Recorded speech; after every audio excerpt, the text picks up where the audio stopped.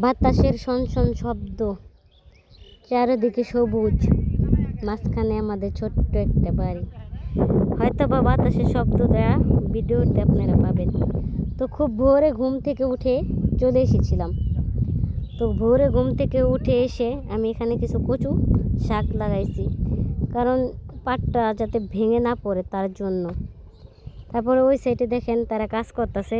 ওই সাইডটা আমাদের না, কারণ পুরো জমিটা আমাদের না, 3 জনের জমি। তাদের লোকেরা ওই সাইডে কাজ করতেছে, আর এই সাইডে আমাদের লোকেরা কাজ করতেছে। আর এখানে দেখেন কত সুন্দর পানি উঠেছে। আর মাঝখানে আমার বাইস্তা একটা চুলা তৈরি করছে, মানে সারাদিনই যে এই বাইস্তাটা দুষ্টামি করে, এখানে কাজও করে দুষ্টামির ফাঁকে ফাঁকে। তো তারা কাজ করতেছে। তো আমি আসলাম, যদি আমি না আসি তারা তো ঠিকঠাকভাবে কাজ করবে না। তো তাদেরকে দেখিয়ে দেখিয়ে দিচ্ছি, তো তারা কাজ করতেছে। তো আলহামদুলিল্লাহ এত সুন্দর বাড়ি করতে পেরেছি। তো সবাই দোয়া করবেন। আল্লাহ হাফেজ।